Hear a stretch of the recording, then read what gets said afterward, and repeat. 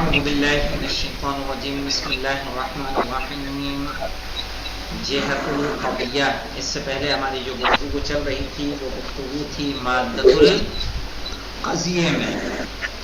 مادے کے متعلق ہم نے پڑھا کہ مادہ تین ہوتا ہے، یا تو وجوب ہوگا یا امتناع ہوگا یا امکان ہوگا. آج ہماری بات ہوگی کس کے متعلق؟ جہت قضیہ کے بارے میں. ظاہر ہے مادہ الگ ہے اور جہت الگ ہے، اور یہ پہلے بیان کر چکا ہوں کہ وہ قضیہ کہ جس میں نسبت کی کیفیت کو بیان نہ کیا گیا ہو، تصریح نہ کی گئی ہو، اسے مادہ کہا جاتا ہے. صحیح ہے؟ جس میں یعنی نسبت دونوں میں پائی جاتی ہے، جہت میں بھی اور مادے میں بھی، لیکن جہاں نسبت کی تصریح نہ ہو اس کو کیا کہیں گے؟ مادہ. اور جہاں نسبت کی تصریح ہو اس قضیوں کو کہا جائے گا، اس کو کہا جائے گا جہہ، اور قضیہ کہلائے گا موجہہ. قضیہ کیا ہو جائے گا؟ موجہہ. سمجھ میں آیا؟ پہلے کیا ہے جہت اور مادے کا فرق؟ جہت اور مادہ دونوں میں نسبت ہوتی ہے، لیکن مادے میں نسبت کی تصریح نہیں ہوتی. جب نسبت کی تصریح نہیں ہوتی ہے کیا ہوتا ہے؟ اسے مادہ کہا جاتا ہے. اور جب نسبت کی تصریح ہو اسے جہت کہا جائے گا.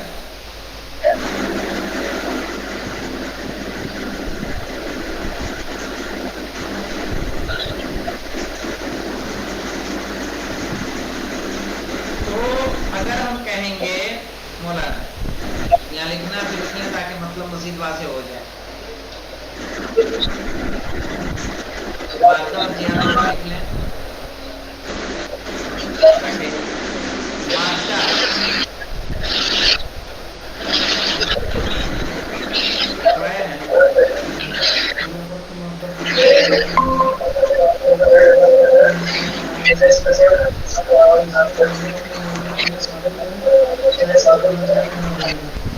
چلیے پھر بھی لکھیے.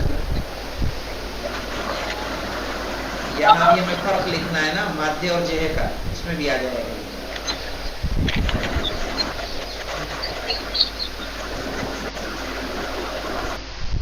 صحیح ہے. لکھیں کہ محمول کو موضوع کے لیے ثابت کرنے کی نسبت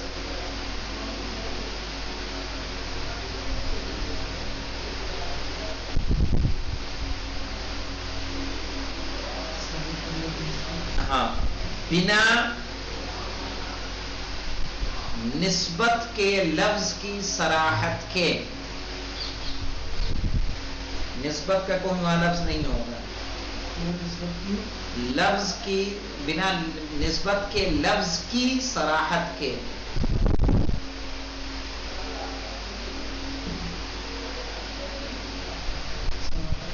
جیسے ہم کہیں جعفر کاتب،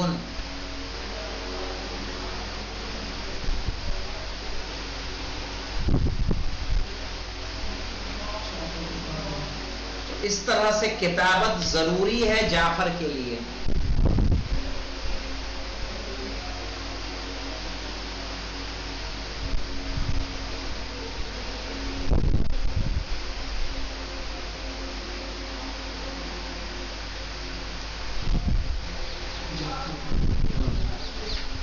لیکن یہاں نسبت کی تصریح نہیں کی گئی ہے.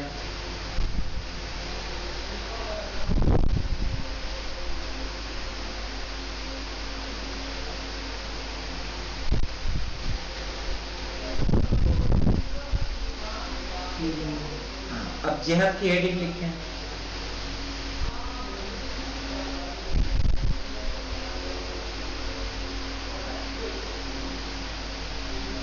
محمول کو موضوع کے لیے ثابت کرنا،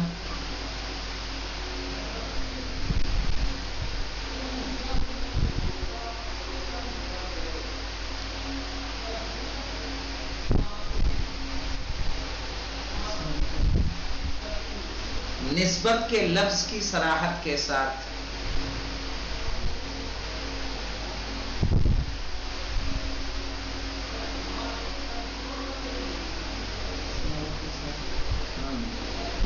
ایسے ہم کہیں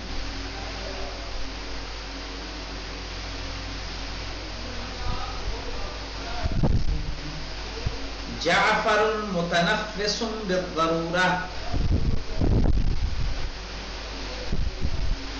جعفر متنفس بالضرورہ.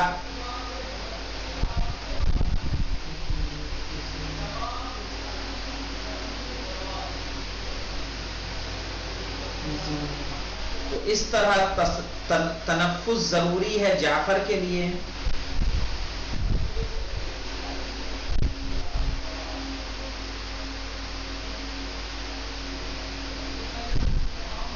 جب تک وہ زندہ ہے.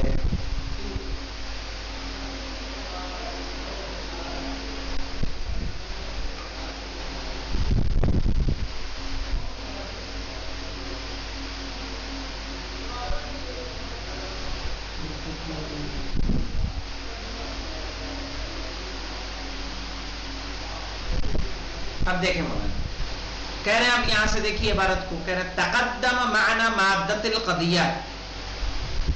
صحیح ہے، مادہ قضیہ کے معنی گزر چکے ہیں. التی لا تخرج عن احدى تلك الحالات الثلاث، جو تین حالتوں میں سے کسی ایک حالت سے خارج نہیں ہوتا.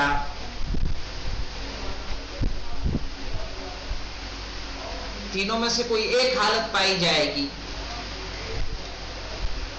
وَلَهُمْ اصطلاح آخر، صحیح ہے، اور اس کے علاوہ ایک اور اصطلاح پائی جاتی ہے، وَهُوَ الْمَقْصُودُ بِالْبَحْثِ، اور وہی ہمارے بحث کا مقصد ہے. اور وہ اصطلاح کون سی ہے مادہ قضیہ کے بعد کا؟ وَهُوَ قَوْلُهُمْ جِهَةُ القضیہ، اور وہ ان کا کہنا کہ قضیے کی جہت. صحیح ہے، تو یہ الگ اصطلاح ہے. والجہت غیر المادہ، اور جہت مادے سے کیا ہے؟ جدا ہے.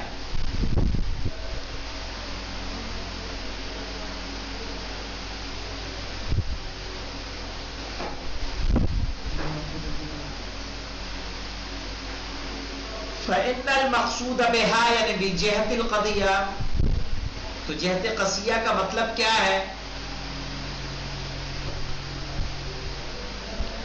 کہہ رہے ما یفہم، جو سمجھ میں آئے، ویتصور، اور جس کا تصور کیا جائے، من کیفیت النسبہ، نسبت کی کیفیت سے، بحسب ما تعطیہ العبارہ، اس اعتبار سے جیسا کہ عبارت میں ملتا ہے، من القضیہ، قضیے کی.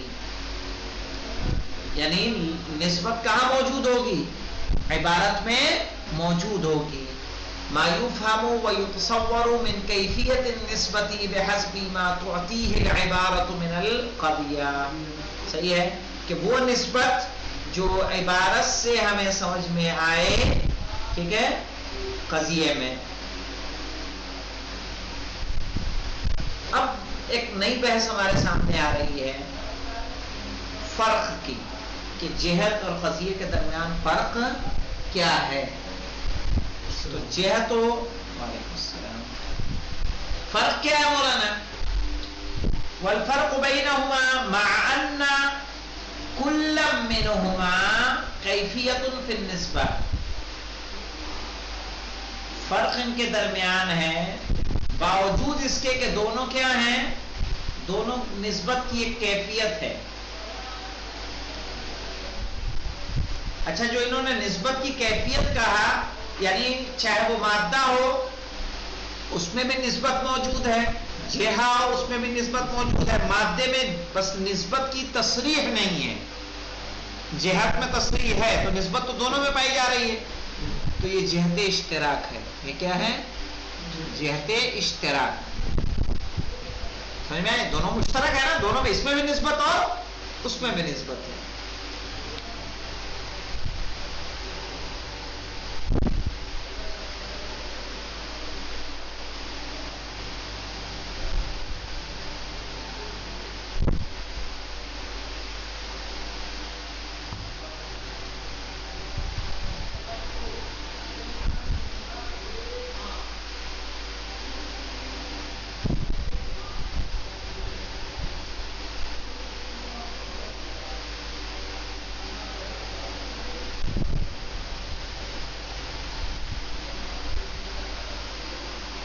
دھیان سے دیکھیں مولانا. پہلا ہے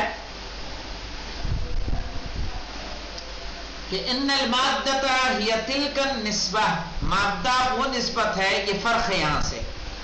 ہاں فرق نمبر 1 ہے یہ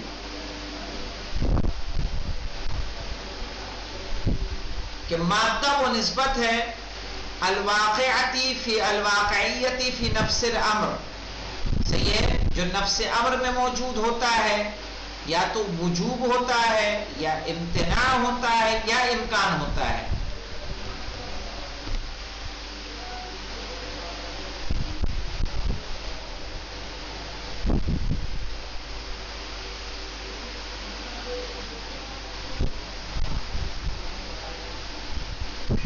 ولا يجب ان تفهم وتتصور في مقام توجه النظر الى القضيه. کہنا ضروری نہیں ہے کہ جب آپ قضیے کی طرف نگاہ کریں تو آپ کو یہ نسبت نظر آ جائے، یعنی نسبت وجوب، امتناع اور امکان.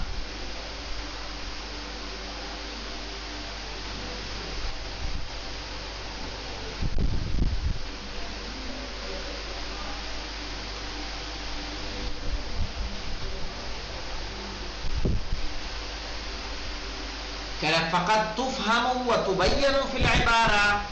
کہہ رہے ممکن ہے کہ وہ کیا ہو، سمجھ میں آئے اور بیان ہو جائے عبارت میں. وقد لا تفهم، اور سمجھ میں نہ آئے. ولا تبین، اور نہیں بیان.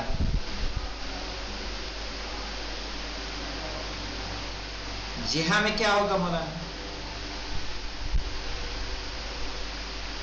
اما الجہۃ فہی خصوص ما یفہم ویتصور من کیفیت النسبۃ القضیہ عند النظر فیہا. کہ جب بھی کہہ رہے ہیں جہہ وہ ہے بالخصوص کہ جو سمجھ میں آئے اور تصور کیا جائے قضیے کو نگاہ میں لانے سے، کہ جب ہم قضیے کو دیکھیں تو وہ ہمیں نسبت سمجھ میں آ جائے، یہ جہت ہوگا.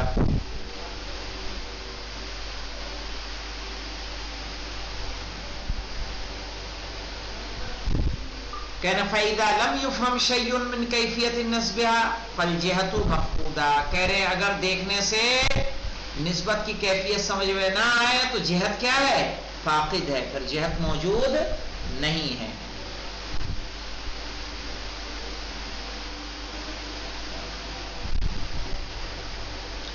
ای یعنی ان القضیۃ لا جہت لها، یعنی قضیے کی کوئی جہت موجود نہیں ہوگی اس وقت.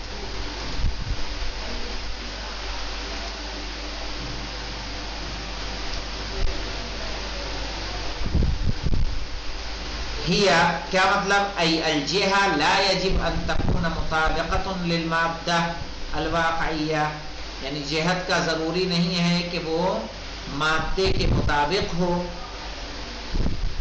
فقط تطابقها وقد لا تطابقها، ممکن ہے کہ اس کے مطابق ہو اور ممکن ہے کہ اس کے مطابق نہ ہو.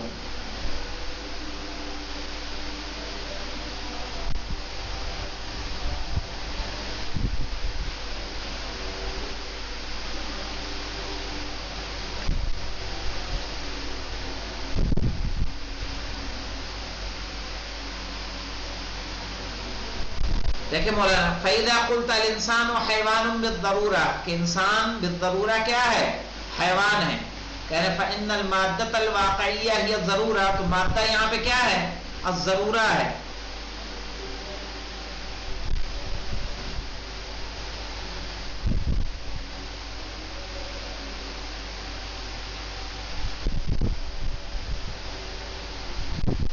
صحیح ہے.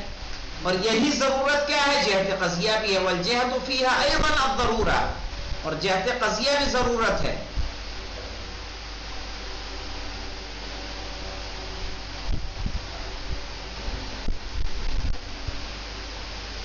صحیح ہے. فقط طابقت فی هذا المثال الجہہ المادہ. صحیح ہے، اس مثال میں جہت اور مادہ نے کیا کیا؟ مطابقت کر لی، کہ جو جہہ ہے وہی مادہ ہے.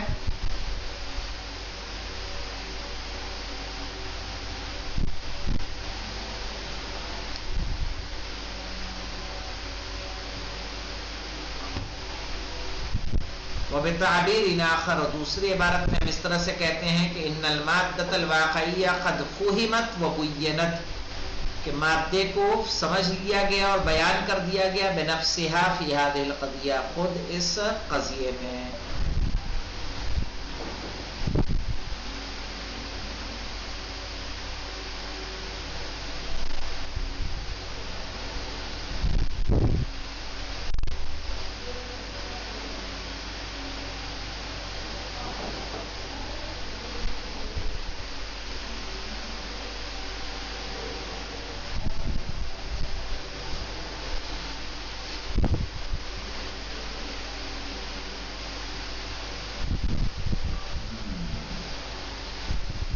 اب اس کے علاوہ یہاں پہ دو فرق اور ملتے ہیں ہمیں، صحیح ہے؟ یہ دو فرق انشاءاللہ ہم لوگ اسے کل مکمل کریں گے، صحیح ہے؟ پھر انواع الموجہات پہ ہم آ جائیں گے، والحمدللہ رب العالمین۔